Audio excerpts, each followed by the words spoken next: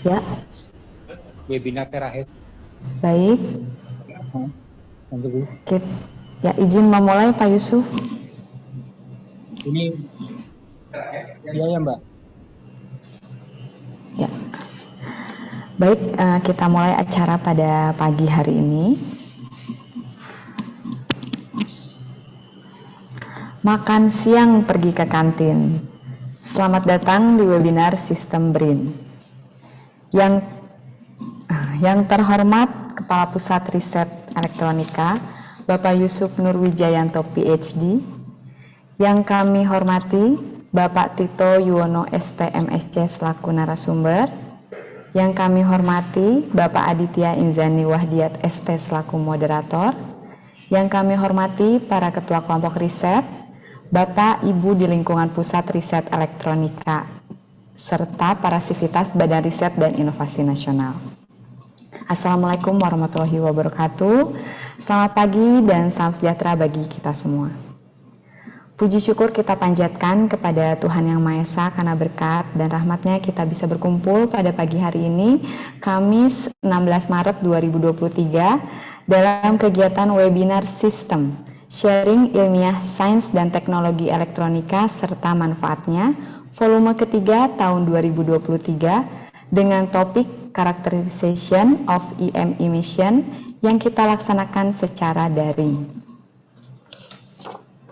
Perkenalkan, saya Christine Widianingrum, Pranata Humas BRIN kawasan Bandung Garut yang akan memandu acara webinar pagi hari ini. Sebelumnya saya akan membacakan panduan acara sebagai berikut. Yang pertama adalah peserta mematikan suara ketika narasumber berbicara. Peserta dipersilahkan mengganti nama dengan format nama spasi asal instansi, contoh Karim spasi BRIN. Dan yang ketiga, peserta dipersilahkan mengganti virtual background Zoom dengan virtual background yang telah disediakan.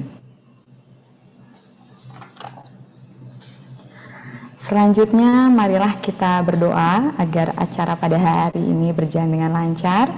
Berdoa akan dipimpin oleh Bapak Zaid Cahya. Kepada Bapak Zaid kami persilahkan. Terima kasih Bu Christine.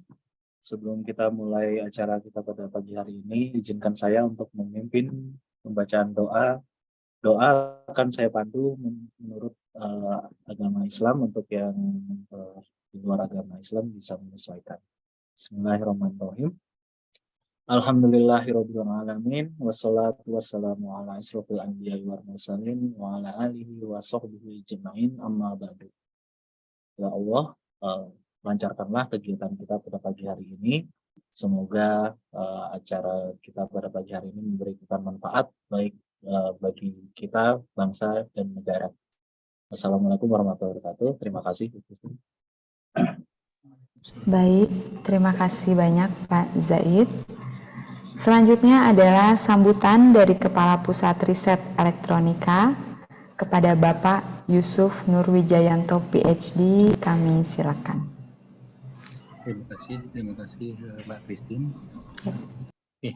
Pertama-tama mari kita panjatkan puji syukur kepada Allah Subhanahu wa taala yang masih memberikan limpahan rahmat dan karunia-Nya kepada kita semua, sehingga pada hari ini kita bisa menyelenggarakan acara sistem yang tahun 2023 untuk yang volume yang ketiga ya.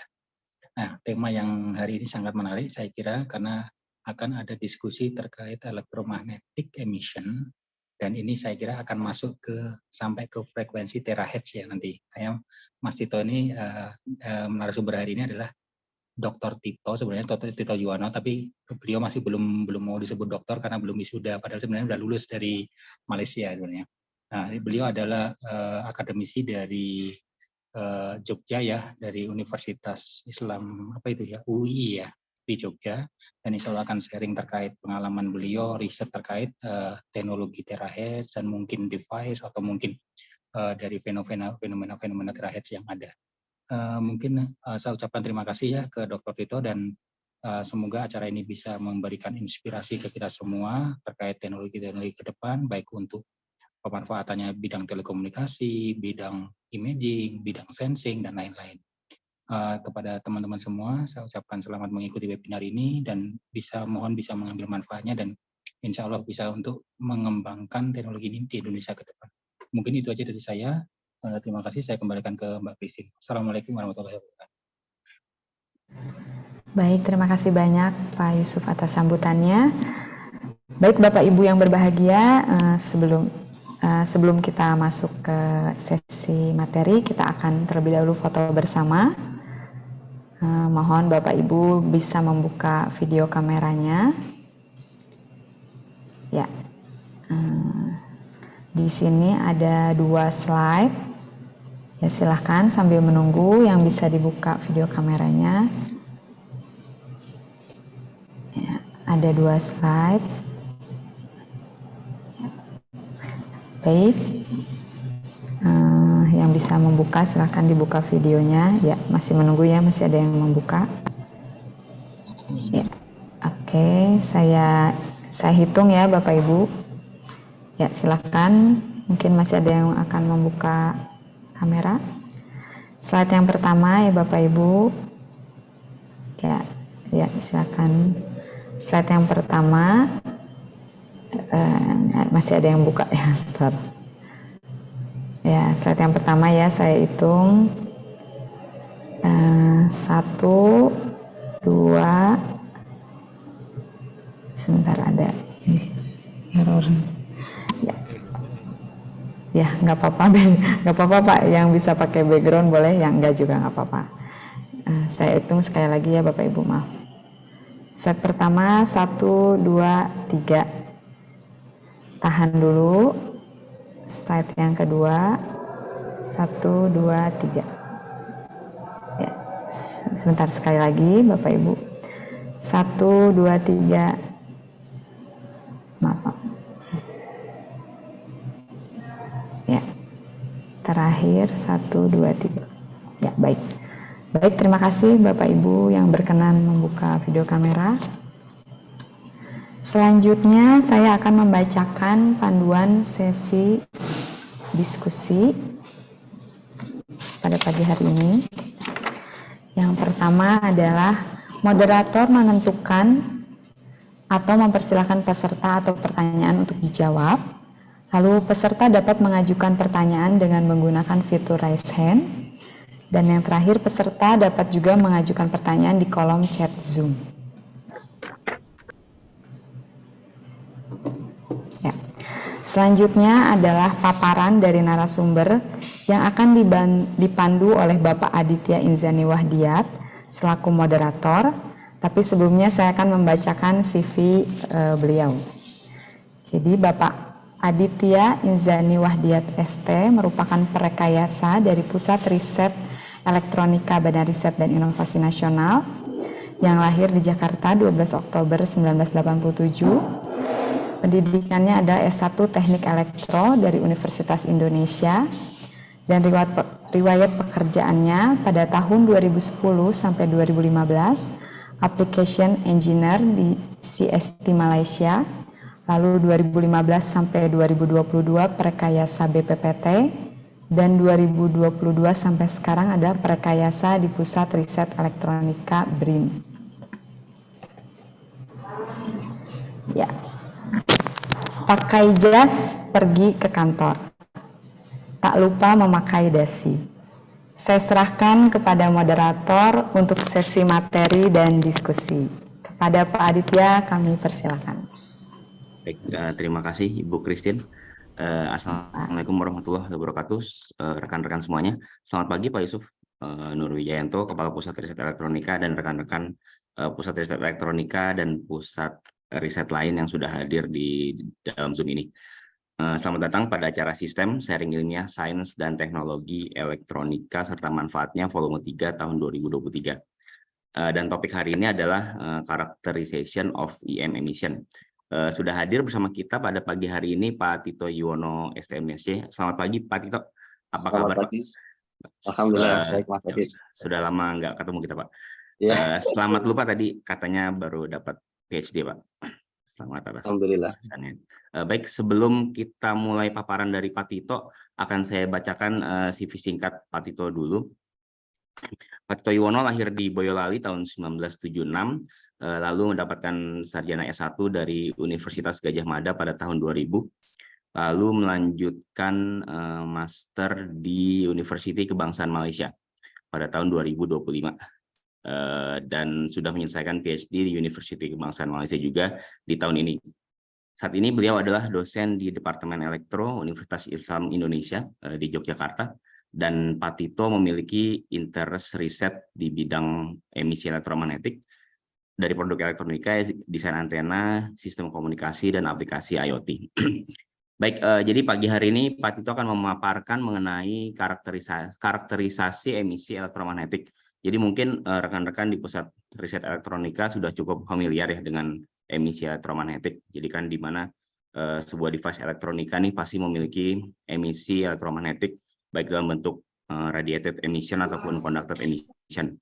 Dan karakterisasi emisi elektromagnetik ini kan sangat diperlukan untuk memastikan nantinya bahwa device elektronik yang kita desain ataupun diproduksi itu tidak merusak device elektronika lain di sekitarnya ataupun device itu sendiri. Jadi nanti untuk lebih jelasnya kita akan dengarkan paparan dari Pak Tito. Pak Tito, dipersilakan Pak untuk memulai paparannya. Terima kasih Mas Aditya. Mohon izin share screen ya.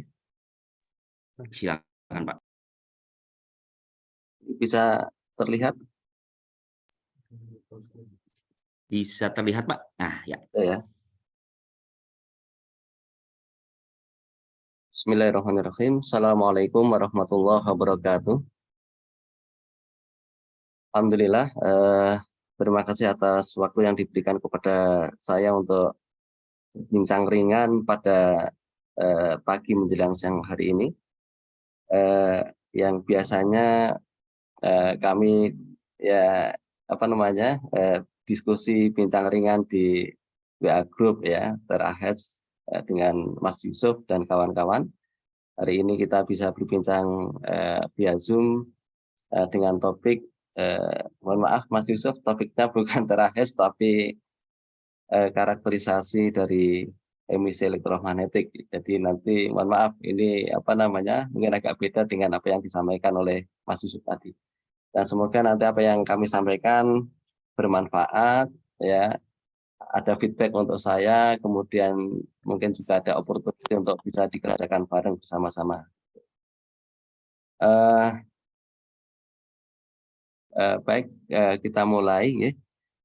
Biodata singkat alhamdulillah sudah disampaikan oleh Mas Aditya. Saya Tito Yono, kemudian ngajar di UII Yogyakarta, kemudian S1 di UGM, S2 dan S3 di UKM Malaysia. Kebetulan S3 kemarin November akhir kemarin kami sidang disertasi dan sekarang nunggu wisuda ya. Makanya saya belum pegang ijazah ketika Mas Aditya, Pak ini gelarnya apa, nggak usah pakai dokter aja. Kemudian minat riset, karena saya S3 saya terkait dengan karakterisasi emisi elektromagnetik, ya ini insya Allah kita akan lanjutkan juga antena desain, sistem komunikasi dan aplikasi IoT, dan semoga nanti ke depan pihak UII ya bisa kolaborasi dengan kawan-kawan BIN ya terkait dengan riset-riset yang dijalankan ke depan. Bapak-bapak, ibu-ibu, ini outline yang akan kami sampaikan di perbincangan ringan pada hari ini. Yang pertama adalah pendahuluan dan beberapa kasus permasalahan emisi elektromagnetik. Kemudian teknik-teknik pengukuran emisi elektromagnetik. Kemudian fenomena emisi elektromagnetik non stasioner pada near field scanning. Kemudian deteksi dan karakterisasi emisi elektromagnetik non stasioner.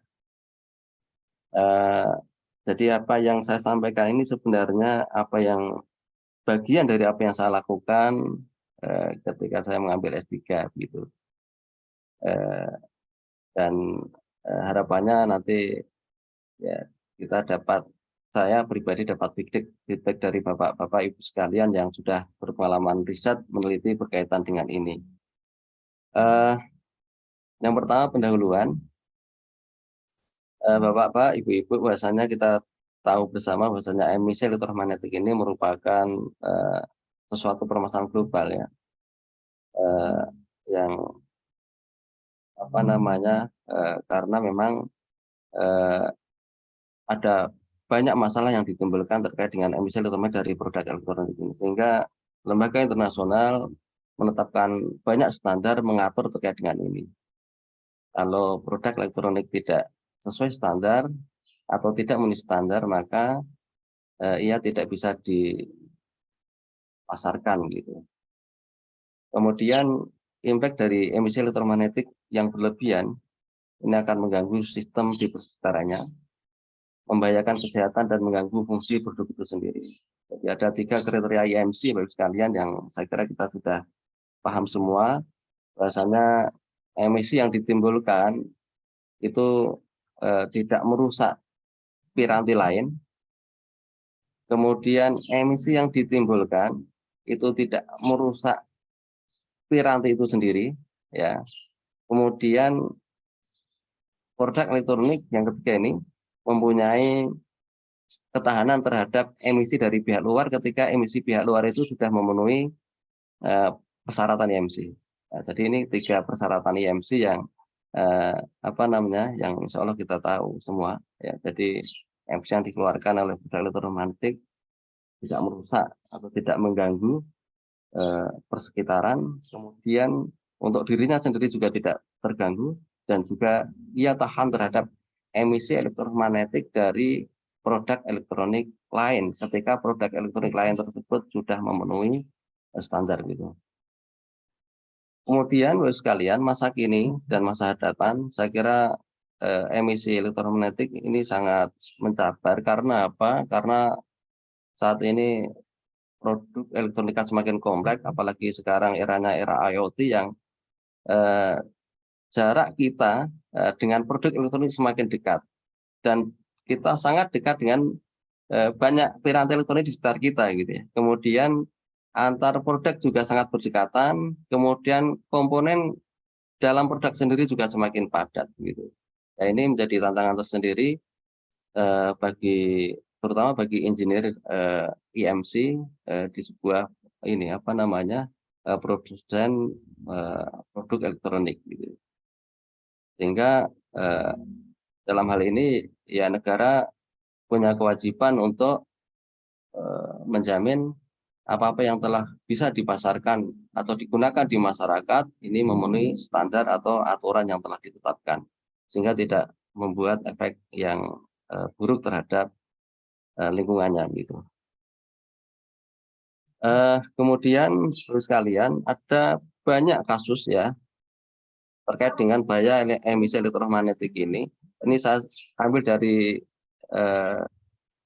Armstrong, beliau merilis banyak kasus-kasus nyata, mungkin ada sekitar 800-an kasus. Ini saya ambil sebagian saja, sehingga semakin membuat kita care terhadap emisi elektromagnetik ini. Yang pertama, Bapak sekalian, pernah terjadi kursi roda listrik melaju secara tiba-tiba tak terkendali, ya, karena emisi elektromagnetik, ya. Jadi kursi roda listrik ini tiba-tiba apa namanya melaju, bergerak sendiri gitu ya. Kemudian oleh FDA, Food and Drug Administration, kemudian menginvestigasi ini, ya, ternyata ditemukan bahwasanya kursi roda listrik ini bergerak secara tiba-tiba melaju sendiri ini dikarenakan interferensi dari alat-alat elektronik sekitarnya, terutama alat-alat komunikasi, ya. Nah, sehingga ini sangat berbahaya saya kira, karena biasanya kursi roda itu digunakan oleh kawan-kawan yang kurang upaya, kalau dalam bahasa saya kurang upaya ya, atau disable bahasa kita. Sehingga ini sangat berbahaya. Rekan-rekan yang sakit menggunakan kursi roda listrik tiba-tiba melaju gitu ya. Dan kejadian pesawat itu melajunya ke jalan gitu ya. Ini kan sangat berbahaya sekali ya, ke jalan raya gitu. Nah, ini perlu kita antisipasi. Kemudian juga di buku itu juga disampaikan handphone menginterferensi pacemaker pada jarak kurang dari 15 cm. Jadi ketika handphone diletakkan dekat dengan pacemaker, alat patuh jantung yang dimasukkan di dalam ini dekat jantung dalam tubuh ini, dia memberikan gangguan terhadap pacemaker. Gitu ya. Gangguannya bukan frekuensi bapak-bapak ibu-ibu. Di buku itu disampaikan gangguannya itu berupa speakernya malah gitu ya, speaker yang ada biasanya speaker ada magnetnya, yaitu mengganggu pacemaker yang dipasang di tubuh gitu. Ini kan sangat berbahaya ya. Apalagi kaitannya dengan tubuh, dengan jantung dan sebagainya, alat-alat vital seperti itu. Kemudian yang ketiga, intervensi dalam ambulan mengakibatkan kematian. Ceritanya adalah ini ada perawat mengambil pasien yang kena serangan jantung menggunakan ambulan, dan ambulan itu dilengkapi dengan monitor untuk deteksi jantung gitu. Kemudian sekalian, dalam ambulan itu perawat itu sekaligus berkomunikasi dengan dokter spesialis jantung gitu ya. Tapi ketika dia berkomunikasi dengan dokter spesialis jantung, setiap mau berkomunikasi monitornya mati gitu ya. Setiap mau berkomunikasi monitornya mati gitu ya. Akhirnya pasien tersebut meninggal dalam mobil ya, tidak tertolong. Kemudian selanjutnya adalah ditemukan juga TV plasma di rumah sakit, di ruang tunggu, menginterferensi alat USG ya. Setelah diinvestigasi, ya ini anak USG kok terganggu gitu ya, dokter merasa terganggu, kemudian ini sebabnya apa? Ternyata setelah diinvestigasi, TV plasma yang diletakkan di ruang tunggu yang dekat dengan alat USG ini, sehingga kemudian alat USG-nya diletakkan menjauh sehingga lebih aman dan tidak terganggu lagi. Gitu. Kemudian kasus lain adalah elektrosurgery mengintervensi atau mengganggu video endoskop selama operasi. Jadi ini dokter operasi merasa terganggu karena apa? Video endoskop ya, yang beliau itu melihat untuk guidance untuk mengoperasi ini terganggu oleh alat-alat operasi ya, yang alat-alat operasi yang menggunakan listrik gitu ya. Jadi ini juga sangat berbahaya saya kira, alat-alat vital untuk mengoperasi kemudian terganggu gitu ya. Kemudian selanjutnya adalah ditemukan juga pengapian kendaraan mengganggu sistem TV ketika starter kendaraan TV-nya terganggu ya, sehingga pemerintah setempat mengeluarkan aturan bahwasanya ketika pengapian itu harus diuji tidak boleh 50 mikrovolt per meter gitu ya, supaya tidak mengganggu untuk frekuensi TV dan radio ya. Dan mungkin kasus-kasus seperti ini kita tidak jarang perhatikan karena kita jarang menginvestigasi ya di sini ya. Kalau di luar sana diinvestigasi betul, kemudian karena perhatian terhadap layanan untuk masyarakat sangat tinggi. Kemudian selanjutnya Ibu sekalian, Toyota pernah menarik lebih dari 1 juta mobil ini. Karena apa? Ada interferensi dari elektromagnetik ke airbag. Jadi 1 juta lebih ditarik ya. Gara-gara apa? Interferensi dari komponen elektronik dalam mobil yang mengganggu airbag, sehingga terjadi puluhan kecelakaan karena airbag malah mencelakakan penumpang gitu ya. Kemudian setelah diinvestigasi karena interferensi dari emisi elektromagnetik dari komponen komponen mobil tersebut. 1 juta ditarik, kemudian diperbaiki bagian komponen elektroniknya sehingga tidak mengganggu airbag. Kemudian juga yang terakhir yang saya sampaikan di sini, CCTV mendeteksi kecepatan kendaraan kalau kita etle ya, Bapak sekalian, tidak akurat karena EMI di Australia. Jadi di Australia menerapkan etle itu sudah lama, Bapak sekalian. Kalau di buku itu diceritakan CCTV yang mendeteksi kecepatan ini kalau kecepatannya lebih kan dapat tilang gitu ya, kena tilang. Akibatnya banyak driver yang SIM-nya itu dicabut. Gara-gara melanggar kecepatan, dia berkecepatan lebih ya. Nah, ternyata setelah diinvestigasi pada protes ini, driver ini tidak merasa kecepatan lebih, tapi diperingatkan dan SIM-nya dicabut gitu. Nah, kemudian setelah diinvestigasi ternyata alat untuk pendeteksi kecepatan kendaraan ini, sekalian, ini kondisinya tidak normal. Karena apa? Karena ada gangguan dari EMI juga, ya, sehingga akhirnya mengeluarkan banyak biaya juga untuk untuk membayar daripada kelalaian pejabat setempat gitu ya. Kemudian SIM-nya dihidupkan lagi, kemudian ya membayar ganti rugi kepada warga yang dirugikan. Nah, ini beberapa hal terkait dengan kasus-kasus nyata bahaya emisi elektromagnetik ya.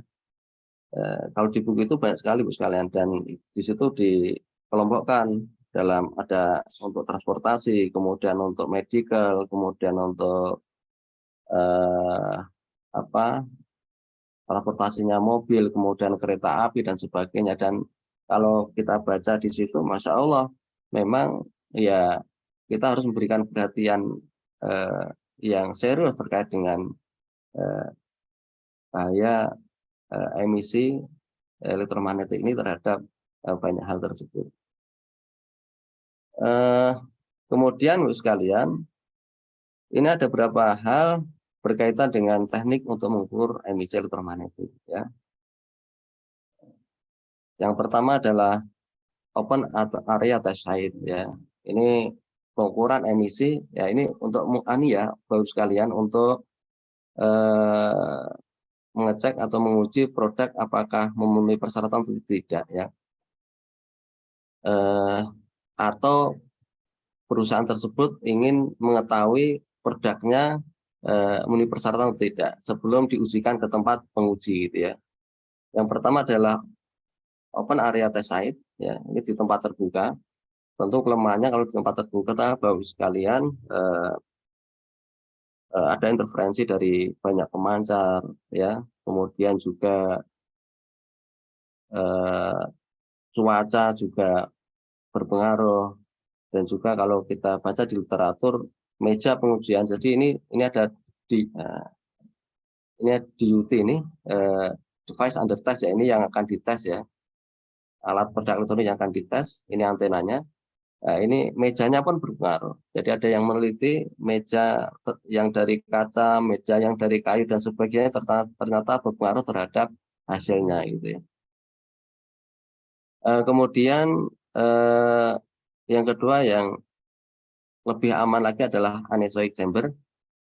Ini di sini menggunakan dindingnya menggunakan RAM ya, radiation absorbent material. Biasanya materialnya berupa material elektrik untuk frekuensi tinggi, untuk frekuensi rendah biasanya menggunakan ferrit itu ya. Karena dia punya material absorpsi, maka pengaruh luar insya Allah aman terhadap pengaruh luar, dan biasanya tempat uji menggunakan anechoic chamber ini. Kemudian ada juga CATR, compact antenna test ring. Ini biasanya digunakan untuk mengukur RCS, particle procession, dan bisa juga untuk mengukur emisi elektromagnetik. Kemudian near field scanning dengan menggunakan probe magnetik. Jadi ini produk elektroniknya diletakkan di sini Bapak sekalian, kemudian diukur menggunakan probe, kemudian diamati menggunakan osiloskop atau spektrum analyzer. Kemudian ini ada penggeraknya untuk menggerakkan probe ini. Yang tiga ini far field ya, mengukur far field. Kalau yang satu ini mengukur near field. Ya. Kalau di standar itu, kalau kita lihat standar untuk emisi EMC itu biasanya memang menggunakan far field ya, far field.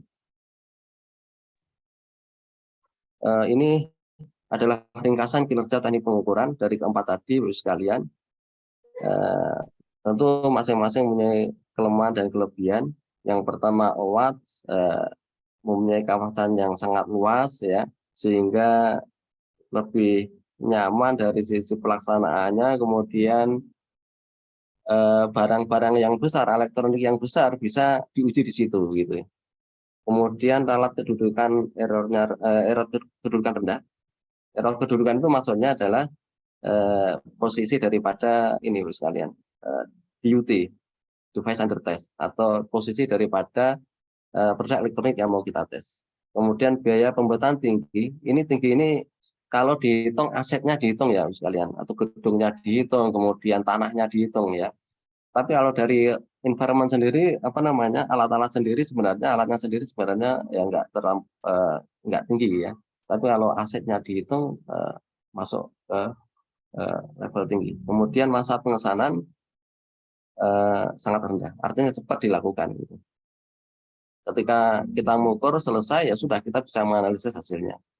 Kemudian anechoic chamber, kawasan pengujian luas walaupun lebih sempit daripada open area ya.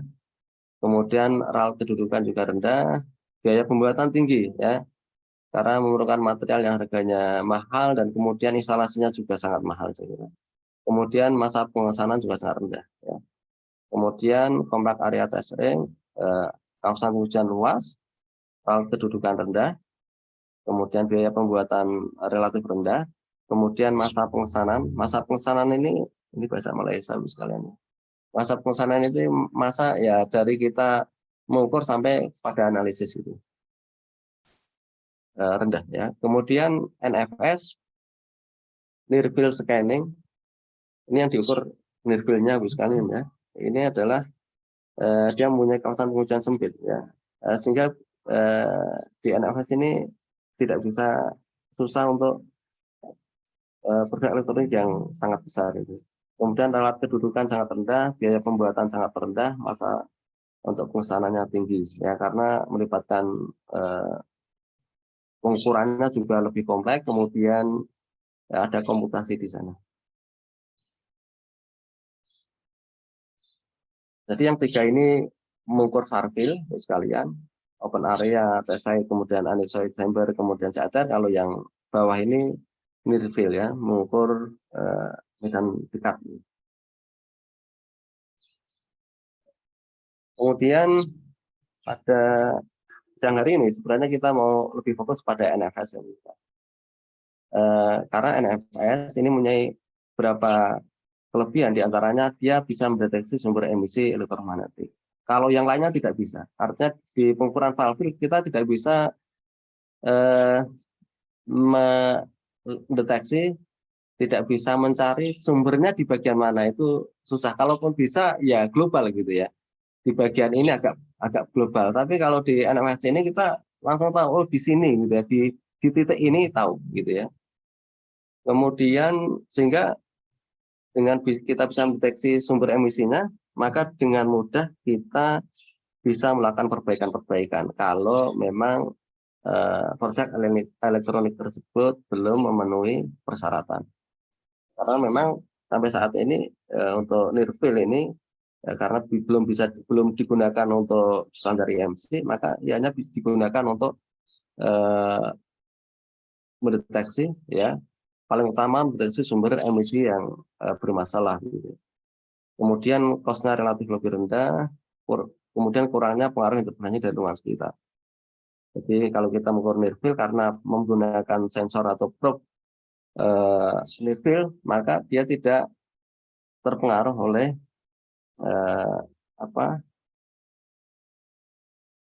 radiasi dari sekitarnya gitu ya. Karena radiasi sekitarnya itu ya sebagaimana yang disampaikan oleh Mas Adi tadi ya, merupakan far field ya, sehingga ya far field tidak masuk ke dalam probe kita. Gitu. Kemudian untuk near field scanning ini sekalian, peralatan yang dibutuhkan adalah pertama probe ya, namanya near field probe ya. Kemudian instrumen pengawal gerakan probe, artinya selain probe kita juga harus punya instrumen pengawal gerakan probe supaya nanti kita bisa mengetahui, bisa otomatis mengukur, kemudian bisa mengetahui bisa lebih akurat ya gerakannya, gitu. Tidak manual dengan tangan. Kemudian osiloskop kalau kita mau mengukur dengan time domain, dan juga spektrum analyzer kalau kita mengukur dengan frekuensi domain. Ini contoh near field probe yang kami gunakan, sekalian. Ini produk dari Langer, Jerman. Ya. Harganya satunya itu 10.000 ringgit kalau diringgitkan, atau sekitar 35 juta ini. Jadi opportunity bagi kita juga sekalian, bisa memproduk probe sendiri ya, sehingga tidak bergantung dari luar ya. Sementara ini walaupun kami mendesain dan membuat probe sendiri ya, tapi yang kita gunakan untuk riset ini menggunakan probe yang dari Jerman gitu. Dan harapannya memang lebih akurat ya kalau kita ini, dan yang kita buat ya belum seakurat dari produk industri. Dan ke depan kalau kita mau riset terkait dengan ini ya, saya kira sangat baik ya. Jadi untuk masalah probe near field ini kita bisa produk sendiri. Dan kerja near field probe ini berdasarkan hukum Faraday ya. Kemudian near field scannernya ini mesin untuk menggerakkan probe. Jadi misalnya kalau kita lihat di gambar ini ada beberapa near field scanner. Ini probe-nya ya, probe-nya ini ya, ini ada yang levelnya penelitian dan ada levelnya yang industri sekalian. Yang ini penelitian ya, dia menggunakan satu probe ya, kemudian DUT-nya di sini ya, DUT-nya di sini. Fungsi ini untuk apa sekalian? Adalah untuk menggerakkan probe supaya nanti kita bisa mengukur dengan otomatis emisi dari masing-masing komponen ya, dari produk elektronik. Kemudian yang ini dari Nottingham ya, yang membuat near field scanner adalah Balmer ini. Ini skala penelitian juga. Kalau yang di sini ini dari Keysight, ini sudah skala industri, artinya Keysight memproduk near field probe. Ada yang memproduk satu probe, ada yang juga yang memproduk 2 probe. Nah, bedanya apa sekalian?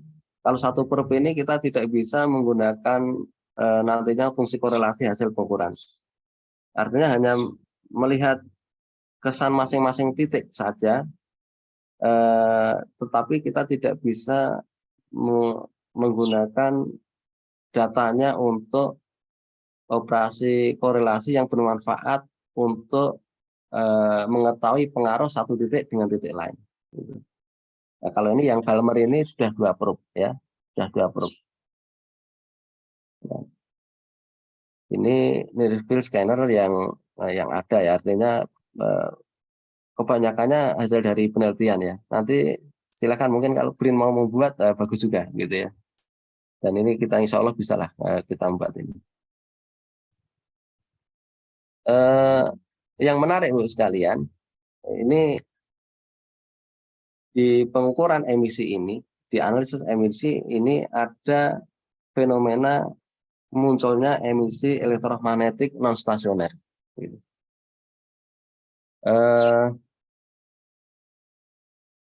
Emisi ini perlu mendapat perhatian ya, karena apa? Kalau kita tidak memperhatikan ini, kemudian tidak mendeteksi komponen non stasioner ini, maka analisis emisi elektromagnetik nanti menjadi kurang tepat. Karena apa? Karena Pareto korelasi atau rata korelasi terlalu rendah dibandingkan dengan maksimum korelasi. Artinya begini, ini kita punya ini dari hasil emisi dari bot Intel Galileo Bapak sekalian. Kemudian ini perbandingan antara purata dan maksimum dari korelasinya. Kita lihat kalau kita tidak tidak mempertimbangkan ini stasioner atau non stasioner, maka yang didapat hasilnya yang bawah ini purata. Atau kita mengukur dengan spektrum analyzer, maka yang didapat di bawah ini frekuensi 100 MHz. Tapi ketika kita, padahal ada wujud betul, ada wujud benar-benar wujud pada waktu tertentu itu ada emisi yang tinggi gitu ya. Ini emisi yang tinggi ya. Sehingga ketika kita tidak memperhitungkan emisi non stasioner ini, maka analisisnya jadi bias dan tidak tahu atau tidak mendapatkan permasalahan yang semestinya ya, karena yang diambil dari spektrum analisis misalnya ini adalah yang purata ini. Yang menjadikan tidak stasioner itu sinyal ini sekalian. Jadi ini sinyalnya yang ini. Hasilnya kemudian ada pada waktu tertentu ada sinyal yang tinggi seperti ini. Gitu. Tadi ketika kita tidak mendeteksi itu, tidak mempertimbangkan itu, maka nanti hasil analisisnya kurang tepat. Nanti akan kami sampaikan setelah ini. Permasalahan sekarang untuk deteksi non stasioner ini masih manual. Jadi kita transformasi sinyal dalam domain waktu ke dalam domain massa frekuensi. Nanti kelihatan di sini tidak stasioner. Dari sini kelihatan sekali ini tidak stasioner. Kalau kita lihat kita baca teori stasionaritas data itu kan ada tidak stasioner di mean, kemudian tidak stasioner di varian dan kovarian ya. Nah ini biasanya hanya dideteksi secara manual seperti ini. Kita transformasi dalam domain massa dan frekuensi, kemudian baru kita lihat. Kemudian juga komponen non stasioner yang ada dalam sinyal emisi tersebut deteksinya juga masih manual. Dan ini opportunity riset bagi kita sekalian, karena riset terkait dengan ini sangat jarang ya, sangat jarang kalau kita cari literatur juga agak susah terkait dengan penelitian terkini terkait dengan deteksi untuk non stasionary emisi ini. Nah ini yang selama ini yang dikerjakan secara manual seperti ini contohnya adalah kita punya non stasionary sinyal seperti ini, kemudian disegmentasi secara manual, dibagi menjadi 16, kemudian yang segmentasi 3 diambil gitu ya. Tentu ini tidak praktis karena di near field scan itu datanya sangat banyak, ribuan ya. Setiap kali kita harus melihat ini ditransformasi dan kita melihat ini, kemudian untuk melihat signal of interest yang membuat sinyal tersebut tidak stasioner, kita harus mensegmentasi secara manual seperti ini, kemudian baru diambil. Ini tentu tidak praktis. Karena data di near field scan itu ribuan ya, ribuan. Ini yang menjadi salah satu concern penelitian saya. Kemudian untuk mendeteksi ini sekalian, kami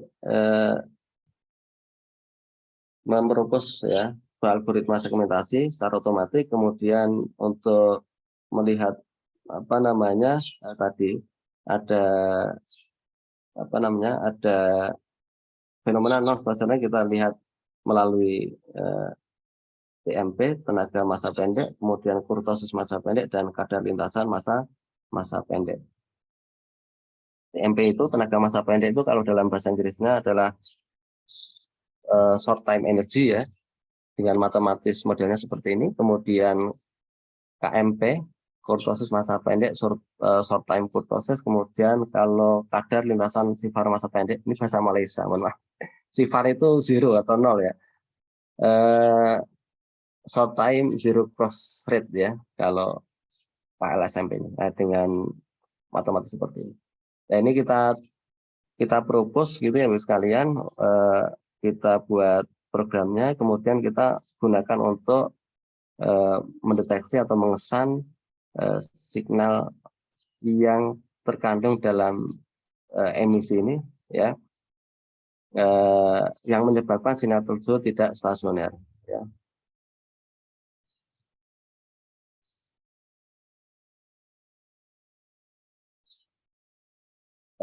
kasus 1, kita punya hasil emisi elektromagnetik seperti ini, Bu sekalian. Kemudian kita menggunakan yang ini hasil emisi ini ini hasilnya dari pengukuran plot Intel Galileo, Bu sekalian. Kemudian letaknya di sebelah kiri. Ya, letaknya di sebelah kiri, maka setelah 3 algoritma tersebut kita terapkan, berhasil untuk mengesan atau mendeteksi bagian yang menyebabkan tidak stasioner ya. Di sini. Ini yang tenaga massa pendek atau short time energy. Ini short time kurtosis. Ini short time zero cross. Kemudian ini short time kurtosis. Nah, untuk di sebelah kiri seperti ini, dia mampu untuk mengesan. Gitu. Kemudian kita cobakan di data kita itu juga ada yang modelnya begini, Bu sekalian. Dia signal of interest-nya di sini, di bagian kiri dan kanan, gitu ya. Kemudian kita cobakan short time energy ya masih bagus ya, mendeteksi secara sempurna, berhasil ya. Ini pun berhasil tapi tidak sempurna ini, ya.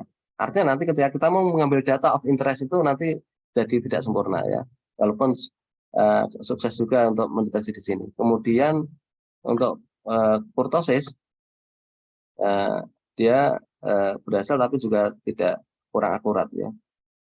Ini kasus untuk signal emisinya yang menyebabkan tidak stasioner atau kita menyebut signal of interest, kalau di bahasa Malaysia itu adalah signal pilihan ya.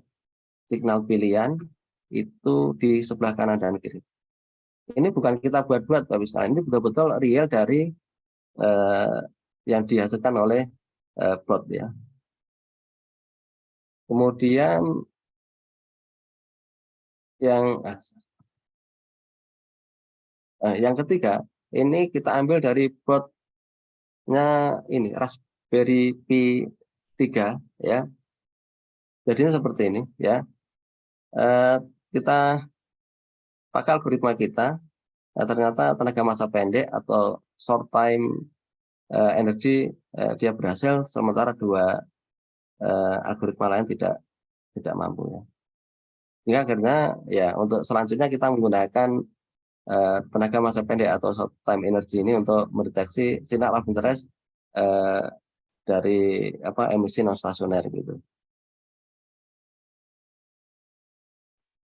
Ini perbandingan Yuwono, ya. maaf 5 menit lagi ya Pak. Ya, terima kasih.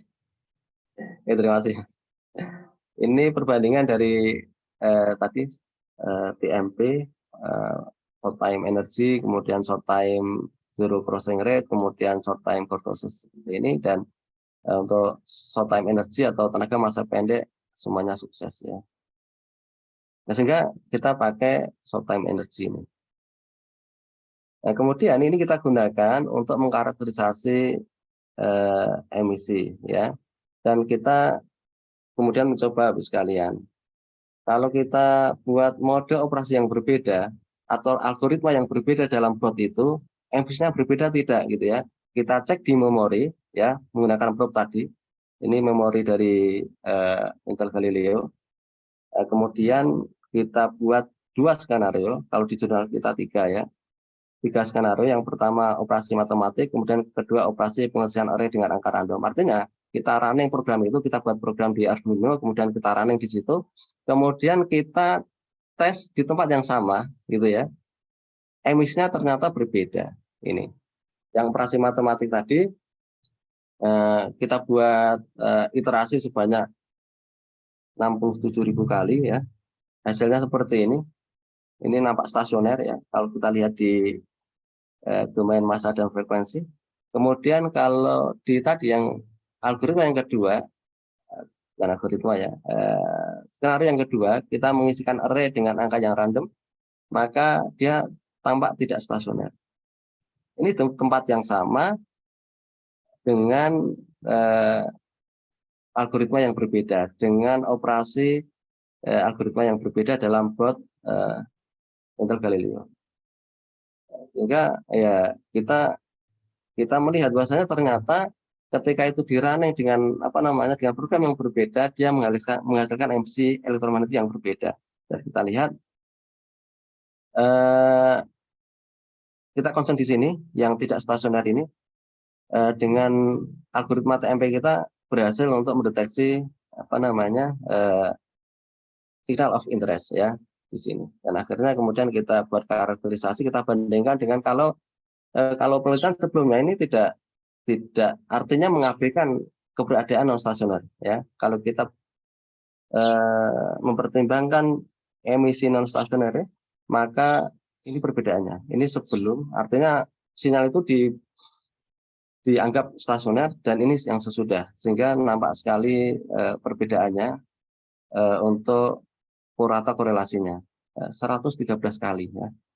113. Artinya kalau dianalisis biasa-biasa saja tanpa mempertimbangkan itu ya segini nilainya. Tapi kalau kita mempertimbangkan pengesanan non stasioner, maka hasilnya tinggi seperti ini.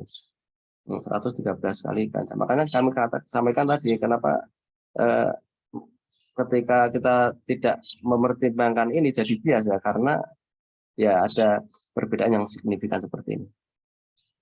Kemudian yang kedua, Bapak sekalian, kita mencoba untuk mengukur emisi dari Intel Galileo ini sebanyak ini 25 atau 50 titik ini, 50 titik ya, 50 titik sekalian. Ini dua probe ya, ini dua probe A dan B, kemudian kita jalankan probe A di sini, kemudian probe B kita jalankan pakai mesin kita. Jalan ke sini, kemudian ke sini, sampai sini kita ukur terus sekalian. Kemudian probe A kita jalankan ke sini, kemudian probe B kita pindah ke sini, kita ukur sampai probe B kita jalankan sampai sini, kita ukur semuanya, sehingga seluruh pengukuran dari titik ini sampai titik ini 2450 data, 2450 data. Ini baru satu garis ini sekalian, ya 2450 data, 2450 data. Kenapa kita pakai dua probe tadi? Karena agar kita bisa gunakan untuk fungsi korelasi, mengetahui pengaruh dari satu titik ke titik lain. Untuk fungsi korelasinya kita menggunakan korelasi spektrum seperti ini sekalian. Ya kemudian kita hitung korelasinya, kemudian kita buat materi korelasi ya, baik cross korelasi maupun autokorelasi. Hasilnya sekalian untuk 100 MHz ya, ini. Kita lihat di 100 MHz ini sebelum dan setelah gitu ya. Untuk sebelum kita lihat pendek sekali ini dengan skala yang sama. Kemudian untuk kalau kita mempertimbangkan isyarat non stasioner tadi ternyata ya sampai sangat tinggi. Ini di bagian memori kita lihat ini dibuat Galileo ini di sini adalah memori sekalian, di sini adalah prosesornya ya. Ini memori, di sini prosesor. Ya di Intel Galileo ini memang untuk memori dia bekerja di 100 MHz ya. Kita lihat memang perbedaan signifikan ya antara mempertimbangkan isyarat non stasioner dan tidak mempertimbangkan isyarat dengan mempertimbangkan isyarat non stasioner. Kemudian untuk 200 Hz seperti ini sama ya. Kemudian untuk 300 kita langsung ke 400 ya. Ini 400 MHz. 400 MHz ini adalah kerja prosesor dari Intel Galileo ini sekalian. Ini terlihat sangat pendek ya. Kalau kita mempertimbangkan syarat non stasioner maka memang realnya tinggi seperti ini gitu ya, autokorelasinya ya. Kemudian ini untuk 500 MHz sama. Ini adalah perbedaan antara ketika kita tidak mempertimbangkan non stasioner dan mempertimbangkan. Artinya apa? Artinya dari hasil yang sedikit ini kita bisa memberikan rekomendasi bahwasanya ya ketika kita mengukur menggunakan nearfield ya produk elektronik, maka kita ya merekomendasikan untuk menggunakan mempertimbangkan emisi non stasioner, dan ini alhamdulillah sudah kita propose ke IEEE untuk menjadi prosedur dan sedang dalam pembahasan juga.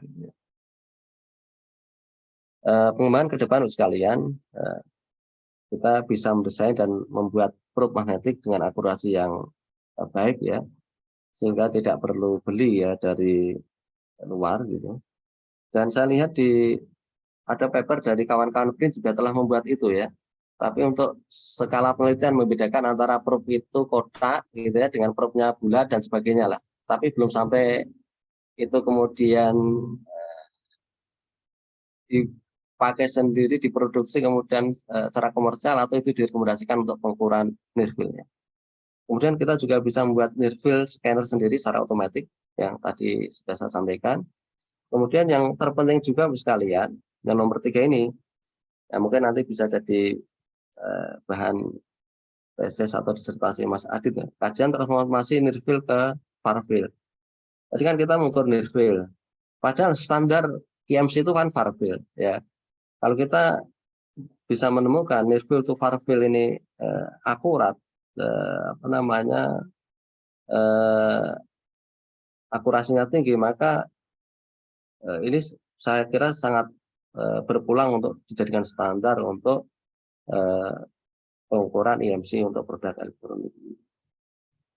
Kalau yang saya lakukan baru sekedar ya mengukur near field, kemudian kita analisis, kita karakterisasi, belum sampai ke transformasi near field to far field. Referensinya yang saya sampaikan tadi sebenarnya semuanya ada di sini Bapak sekalian. Ada di Kate Armstrong ini untuk yang tadi beberapa kasus nyata bahaya MI tadi mungkin nanti bisa di-download. Kemudian ada 3 paper saya yang setelah terbit ya di jurnal maupun di Proceedings. Kemudian ada beberapa yang belum saya sampaikan karena memang sedang dalam pengiriman ke jurnal ya. Mungkin lain kali nanti kita bisa sambung lagi gitu ya. Jadi nanti kalau Bapak Ibu buka ini, insya Allah tadi yang saya sampaikan ada semua. Saya kira itu, terima kasih Bapak Ibu atas perhatiannya. Mohon maaf kalau masih kurang jelas, silakan kalau masih kurang jelas nanti ditanyakan. Dan ya ini sekedar sharing ringan dari saya, dan saya pun minta feedback dari Bapak Ibu sekalian ya. Terima kasih waktu dan tempat kami haturkan kepada Mas Adit. Monggo Mas Adit. Ya, baik. Terima kasih Pak Tito Yuwono. Sangat menarik Pak tentang non-stationary emisi M ini. Mungkin ada pertanyaan rekan-rekan sekalian. Ini baru ada satu di chat. Mungkin bisa kita langsung jawab saja Pak Tito. Dari Mas Zaid dari PRE. Untuk EM emission ini, adakah metode praktis yang dapat kita gunakan untuk memitigasi atau meminimalkan emisi M dari sebuah device? Lalu apakah ada guidance praktikal yang bisa diperhatikan saat kita misalkan mau mendesain sebuah device elektronik? Silakan Pak, langsung saja. Terima kasih Mas siapa tadi? Mas siapa? Mas Zaid.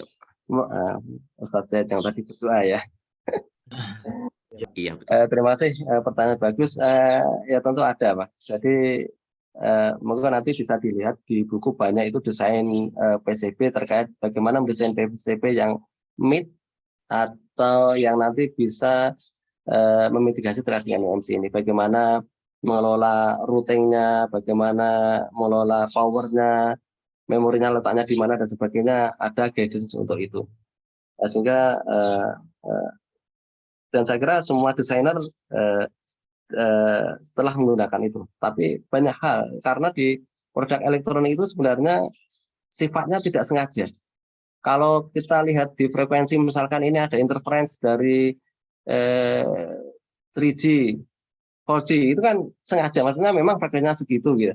Kalau di produk elektronik ini memang tidak sengaja sifatnya tidak sengaja, dan walaupun produk elektronik produsen telah mungkin mempertimbangkan itu, ya itu sangat membantu, tapi terkadang masih ada juga yang yang loss, artinya ada suatu yang kemudian emisinya jadi belum memenuhi syarat. Tadi saya sampaikan ada ya untuk trik-trik untuk guidance-nya, dan insya Allah buku banyak terkait dengan itu, bagaimana pengelolaan tempat routingnya, ketebalan untuk routing PCB-nya, kemudian meletakkan powernya, memorinya, prosesornya dan sebagainya, ada Mas Said ya. Terima kasih. Ya, baik Pak Tito, terima kasih Pak. Apakah ada pertanyaan lain? Silakan langsung saja bisa raise hand atau tulis di chat box jika ada pertanyaan lain. Terima kasih. Ada yang Kalau belum ada Pak Tito, boleh Pak, saya mau nanya Pak, itu tadi kan untuk mendapatkan non-stationary emisinya kan near field scanning-nya ditaruh di beberapa titik tuh Pak ya. Itu untuk mengambil datanya, satu kali ambil data berapa detik Pak? Untuk mendapatkan non-stationary yang bagus gitu. Saya izin share screen lagi ya. Silakan Pak. Oke, tadi kan di sini ya.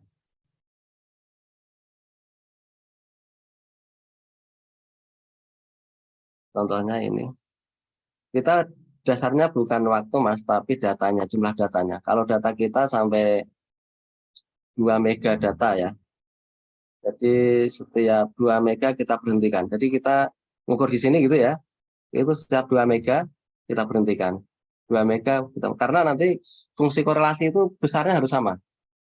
Jadi fungsi korelasi besarnya itu harus sama, sehingga bukan benar waktu tapi benar data. Ketika sudah 2 mega kita berhentikan, 2 mega. Jadi memang memakan memakan memori yang sangat besar, dan waktunya lama. Dan ini biasanya kita tinggal. Bayangkan 2450 data kita ambil emisinya.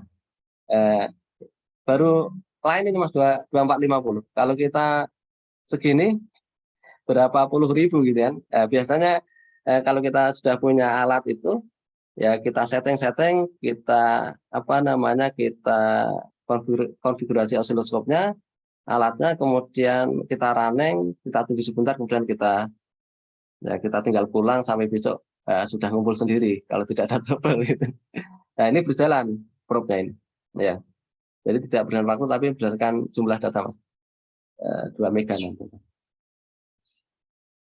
Baik Pak, jadi bukan berdasarkan waktu ya, tergantung pada saat si device itu berfungsi gitu ya Pak?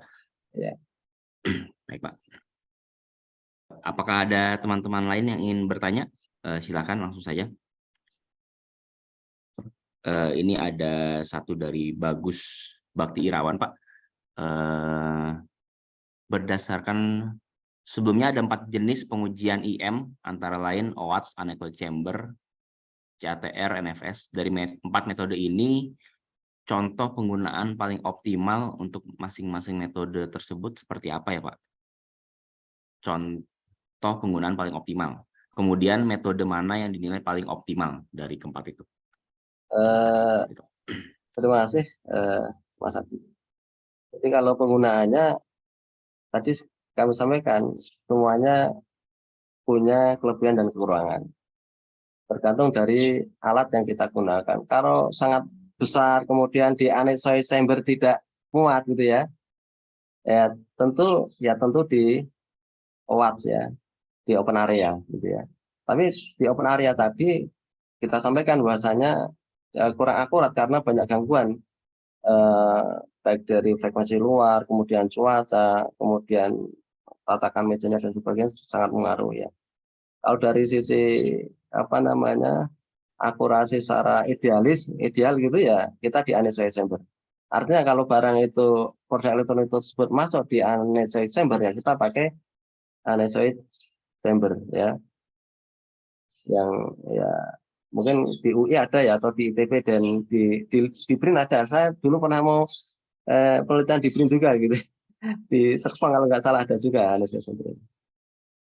Ya, gitu Mas. udah nggak punya ya? Iya Pak Tito. Iya Pak, di PR ini kebetulan ada chamber IMC memang Pak.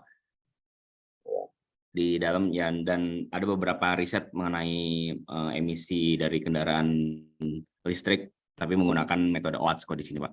Ya. Cuma Mas Edi, saya tambahkan, ya selain NFS ini tidak bisa digunakan untuk mengetahui letaknya posisinya di mana ininya bermasalahnya emisinya. Kalau kita misalkan kita mengukur produk elektronik gitu ya, oh ini emisinya melampaui di frekuensi ini gitu kan. tidak sesuai standar, maka kita tidak tahu. Mungkin tahu secara global ya, oh di bagian ini gitu ya. Tapi kalau di NFS ini kita bisa tahu tempatnya itu di mana, titik mana itu tahu gitu. Ya itu kelebihan NFS gitu. Kalau yang far field measurement memang tidak bisa kita gunakan untuk mengetahui lokasi yang tepat, titik yang tepat. Demikian. Baik, Salah itu error urutan, error posisi. Iya. baik Pak Tito. Jadi apa tadi namanya dengan NFS ini kita bisa tahu posisi emisi yang tidak diinginkan itu ada dari mana ya? Ya, ya. Di tiap titik, Mas. Di tiap titik ya Bapak. Tiap titik. Makanya akurasi dari scanner tadi ini sangat mengaruhi. Kalau kita punya scanner sangat akurat, misalkan probe ini bisa kita jalankan tiap misalkan 1 mm. Nah, 1 mm jalannya, itu kan sangat akurat. Nah, kita lihat di per 1 mm dia tahu emisinya gitu. Makanya ketika kita mendesain mesin untuk NFS scanner ini, yang pertama adalah akurasi gerakan, yang kedua adalah dia bisa bergerak sesuai dengan skenario kita, probe ini, ya. Karena tadi banyak titik yang kita ambil, banyak data yang kita ambil, banyak titik yang kita ini menggunakan probe, ya harus digunakan otomatis. Tangan nggak bisa.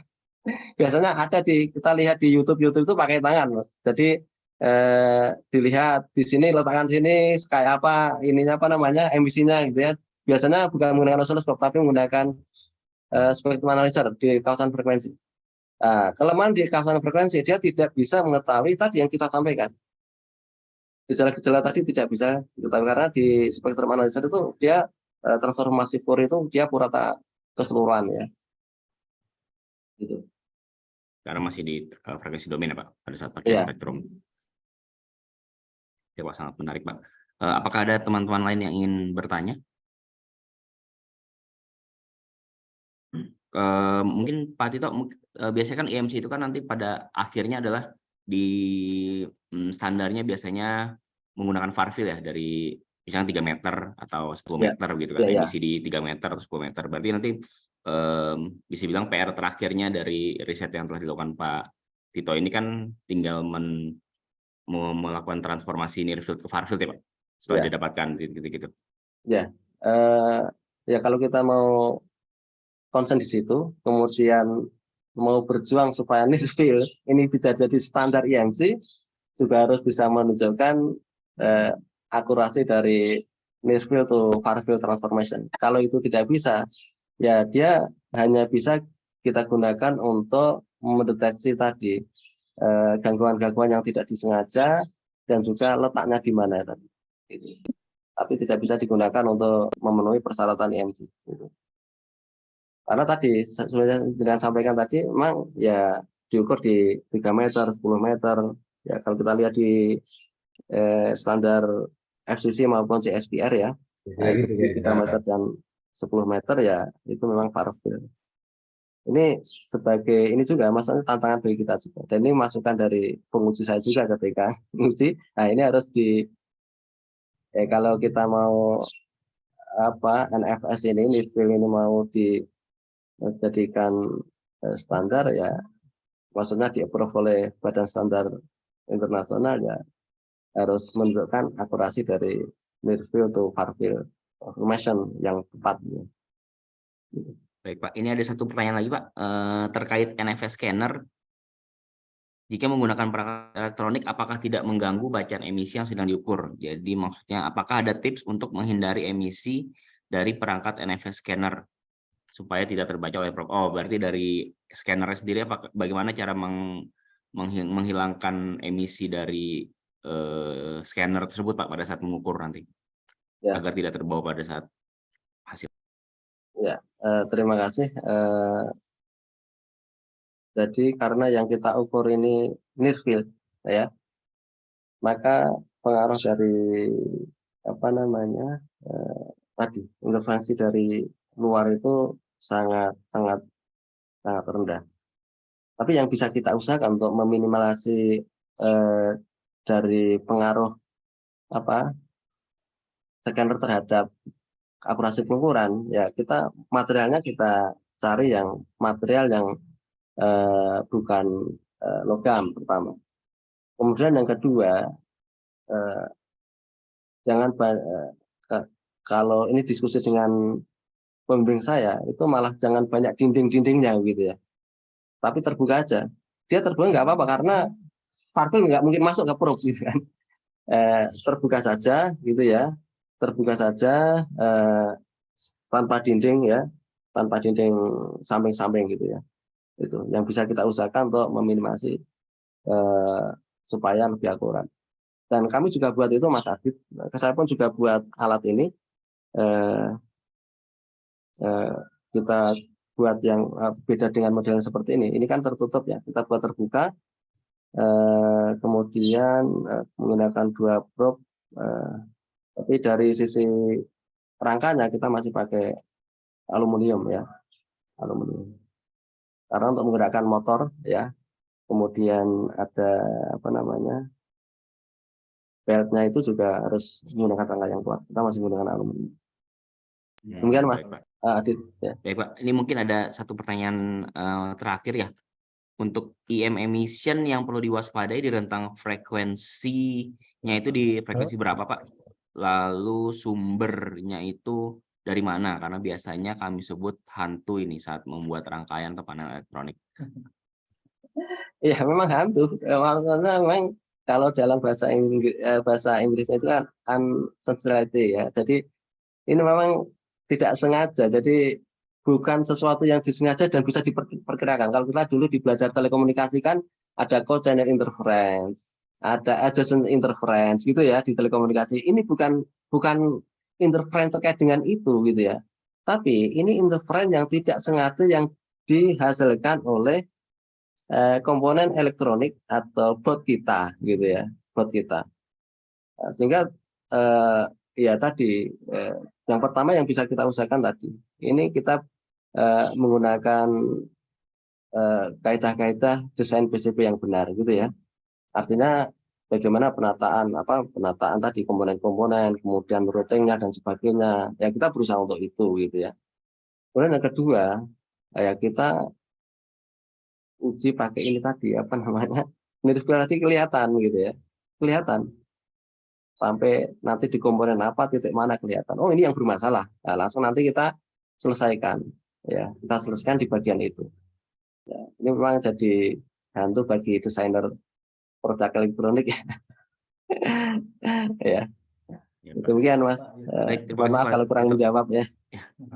Ini ada Pak Yusuf lagi raise hand, boleh Pak Yusuf silakan Pak. Oke, terima kasih maaf. Terima kasih Mas Tito ya atas paparannya yang sangat menarik terkait emisi, EMC, bahkan cara teknik mengukurnya gimana sampai ke near field. Mungkin pertanyaan saya sederhana sih, nggak akan banyak. Ini kan kemarin Mas Tito melakukan sampai frekuensi berapa ya? Yang pertama, frekuensi yang mungkin paling tinggi itu pernah diukur Mas Tito? 2,4 GHz. 2,4 ya. Pakai raspberry. Ya. Oke. Misalkan ini, kan masing-masing punya keunggulan ya, teknik pengukuran tadi, ada yang dengan chamber, ada near field. Misalkan kalau kita mengukur di frekuensi sampai ke millimeter wave, di 30 giga ke atas, atau mungkin sampai ke terahertz, yang paling efektif mana? Mungkin yang low cost atau metodenya juga murah, mudah, itu gimana? Near field atau chamber? Kalau chamber saya kira akan jadi gede banget ya, gitu. Mungkin mohon komentarnya, Mas Tito, terima kasih. Ya. Terima kasih Mas Yusuf. Sebenarnya terkait dengan pengukuran ini kita tidak terkait dengan teknik pengukuran tadi, tapi terkait dengan kemampuan instrumen. Jadi sebenarnya kita banyak tergantung pada kesemuan instrumen. Misalnya kita osiloskop sekarang sampai berapa bisa mengukur. Kalau kita mau mengukur di time domain. Kemudian spektrum analyzer kita sampai seberapa untuk mengukur di frekuensi domain. Nah, itu yang yang terpenting ya, karena semua teknik tadi keempat tadi menggunakan alat-alat itu. Nah, tadi kan yang kami sebutkan teknik tadi kan hanya kayak facility ya, kayak ruangan, teknik mengukur dan sebagainya. Tapi yang terpenting adalah instrumen yang kita gunakan. Kalau kita bisa mewujudkan instrumen yang tadi apa namanya terakhir ya, insya Allah nggak ada masalah terkait dengan itu. Saya pun ketika meneliti ini ada kendala juga, Mas. Saya mengukur dengan osiloskop sampai 2 giga itu susah cari gitu. Di Indonesia itu jarang yang osiloskop 2 giga, 2,4 giga jarang gitu. Osiloskop ya bukan ini apa namanya, bukan spektrum analyzer ya. Sehingga ya kemarin pas pandemi saya harus ya balik ke Malaysia gara-gara salah satunya di kita tidak ada osiloskop seperti itu. Kemudian kita juga apa namanya ya menggunakan PNA ya, network analyzer juga ya. Untuk probe tadi sebelum digunakan kita harus mengkalibrasi ya. Salah satu cara mengkalibrasi dengan menggunakan network analyzer ya. Tadi di Indonesia juga jarang, tapi alhamdulillah sekarang sudah ada lah di BRIN Bandung ada, kemudian di PTB juga. Tadi Mas terkait dengan mana yang cocok ya, saya kira terkait dengan instrumen sama semua, cuma instrumen yang mana yang bisa mampu untuk mengukur di wilayah-wilayah terakhir. Terima kasih Mas Ya, Yusuf. nambahin Maaf boleh? kalau kurang menjawab. Siap. Terima kasih. Terima kasih Mas Ito. Mungkin ini informasi aja buat Mas Ito ya. Kebetulan kami dari PR Elektronika mempunyai fasilitas di apa ya? Di Serpong itu kita ada EMC chamber sampai 18 giga. Kebetulan Mas Adit dan teman-teman, Mas Bagus tadi mungkin ada yang nanya tadi, itu berada di sana. Jadi fasilitas itu mungkin nanti kalau ada riset bersama silakan kita pergunakan bersama. Jadi sampai 18 giga Pak chambernya, terus kemudian alat-alatnya juga support 18 giga. Nah, kebetulan di Bandung itu ada juga terkait ini alat-alat itu sampai 40 giga kalau di Bandung, tapi bukan chamber ya. Kita di Bandung ada yang model near field-nya, tapi kita akan melakukan pendekatan algoritmanya kita bangun juga sendiri. Yaitu itu Pak Hana, itu nanti Mas Tito silakan diskusi dengan Pak Hana dan teman-teman. Mungkin nanti kita bisa sinergikan ke depan. Terima kasih. Ya, sesuai Mas Yusuf. Monggo Mas Adit silakan. Masih di Mungkin satu pertanyaan terakhir dari Pak Yuyu, silakan Pak. Oke. Bismillahirrahmanirrahim. Assalamualaikum warahmatullahi wabarakatuh. Wassalamualaikum warahmatullahi Ada 3 pertanyaan saya ya. Mungkin agak keluar dari sini, saya nggak tahu juga nih. Ini terkait dengan biomedical elektronik ya. Itu standarnya itu untuk threshold biomedical ya, untuk kesehatan manusia itu apa aja? Dari mana aja? Terus yang isu BTS ya, BTS bahwa itu akan mengganggu kesehatan tubuh manusia itu sejauh mana ya? Apakah betul atau enggak? Terus yang ketiga ini agak ke antena ya, yang MIMO antena itu mutual couplingnya antar port itu kan average direkomendasikan 20 dB ya. Nah itu kenapa ya? Berapa? Yang terakhir? Ya mutual coupling antar antena di MIMO. Itu kan minus 20 dB ya. Itu sekitar segitulah ya. Itu kenapa tuh ya? Oke. Terima kasih.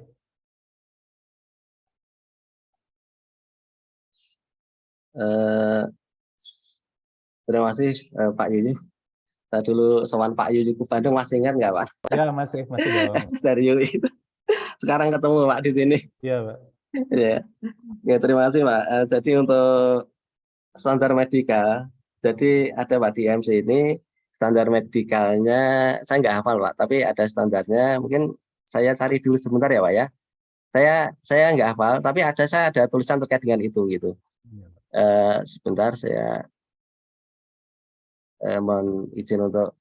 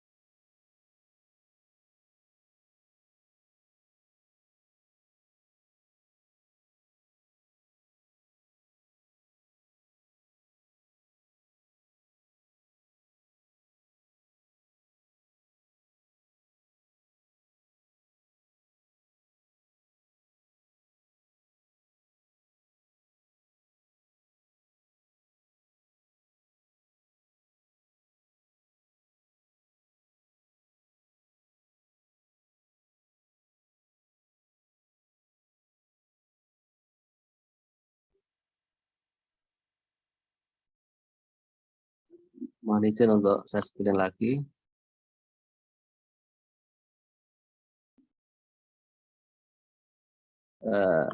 Jadi ini Pak, standar untuk apa namanya medical ya. Jadi ada memang dibedakan untuk antara medical, research dan industri itu dengan residen ya. Ini standarnya. Besarnya ini Pak. Untuk yang kelas, ini bahasa Melayu ya. Untuk yang kelas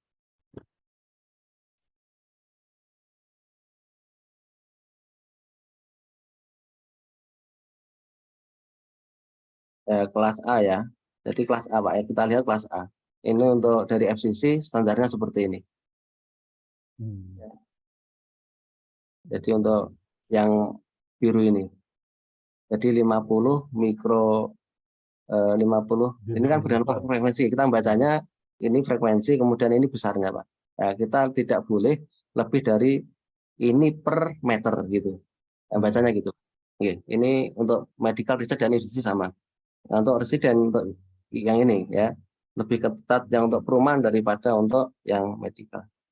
Ini untuk pertanyaan pertama ya Pak ya. Jadi ini ya oke ya betul. dB microvolt ya. Mikrovolt ya per meter. Jadi kalau kita bacanya misalkan kita 8 misalkan di sini 500 MHz maka 56,5 mikrovolt per meter. Ya. Jadi 1 meter tidak boleh lebih daripada 56,5 mikrovolt. Bacanya begitu. Ini kalau kita mau memenuhi syarat ke FCC. Kemudian yang kedua terkait dengan base station tadi, base station berbahaya atau tidak itu ya Pak ya? Iya Pak, betul Pak. Ya, kita harus tadi Pak apa namanya mengetahui. Saya mohon maaf saya kurang hafal terkait dengan syarat untuk supaya apa namanya power minimal itu berapa yang itu bisa kena tubuh atau jaringan gitu ya. Tapi kalau dari banyak yang saya baca sih untuk base station saat ini ya masih dalam apa namanya masih dalam wilayah aman gitu. Wilayah aman gitu ya. Di bawah ambang ya. Ya, wilayah aman ya, di bawah ambang. Kemudian yang ketiga, mohon maaf saya pertanyaan ya nggak bisa jawab ini untuk yang kenapa syarat untuk mutual coupling min 20 dB. Ini malah saya harus bertanya ke Pak Yuyuah ini. Mohon maaf ini saya nggak bisa jawab. Pak Aditya mungkin bisa jawab Pak Aditya. Atau Mas Adit itu yang ahlinya antena Pak. Iya, Pak Yuyuah, mohon maaf kalau kurang bisa jawab. Saya juga kurang tahu Pak, mungkin hanya untuk biar antena satu nggak cross interference ke antena selampingnya kayaknya Pak. Tapi kalau angkanya kenapa begitu saya kurang tahu Pak. Nanti kita cari aja Pak. Ya, terima kasih Pak Yu ya. Ya sama-sama Pak. Ya, makasih. Terima kasih Pak Yu. Baik, mungkin karena waktu sudah menunjukkan pukul 11.32, mungkin tadi pertanyaan dari Pak Yu menjadi pertanyaan terakhir untuk acara hari ini, dan ada beberapa poin penting yang bisa kita simpulkan dari paparan dan diskusi bersama Pak Tito Yuwono di pagi hari ini. Pertama, IM emission itu memang dapat mengganggu device elektronik device sekitar ataupun device itu sendiri. Lalu Pak Tito melakukan riset di bidang non-stationary IM emission karena ternyata jika kita hanya mengandalkan frekuensi domain pada saat kita mengukur emisi, itu tidak bisa merepresentasikan emisi asli sendiri yang ada dari device tersebut. Lalu memang tidak bisa dipungkiri bahwa knowledge mengenai emisi elektromagnetik tidak dapat dipisahkan saat kita melakukan riset atau mendesain ataupun memproduksi sebuah device elektronik. Lalu kompetensi mengenai emisi elektromagnetik ataupun EMC memang sangat diperlukan dalam riset di bidang device elektronik ini. Semoga ke depannya pusat riset elektronika ataupun pusat riset lain di bawah OREI dan Pak Tito atau UII bisa berkolaborasi dalam riset bidang ini maupun bidang lain. Mudah-mudahan dengan paparan hari ini kita semua mendapat ilmu baru, wawasan baru, dan bisa menjadi referensi baru untuk rekan-rekan untuk melakukan riset yang sama. Kayak tadi sudah dijelaskan oleh Pak Tito, bisa riset yang dikembangkan adanya algoritma baru untuk mendefinisikan non-stationary emission ataupun pembuatan device probe magnetic. Lalu ada pembuatan near field scanner yang presisi atau akurasinya lebih kecil, dan juga transformasi dari near field ke far field untuk mendapatkan nilai emisi far field yang kita inginkan. Terima kasih banyak Pak Tito atas paparannya. Selanjutnya ya saya kembalikan ke MC ke Bu Christine, silakan Bu. Baik, terima kasih banyak Pak Aditya yang sudah memandu acara sesi materi dan diskusi, juga Pak Tito sebagai narasumber. Terima kasih banyak. Baiklah Bapak Ibu sekalian, dengan berakhirnya sesi diskusi, maka berakhir pula acara webinar pada siang hari ini.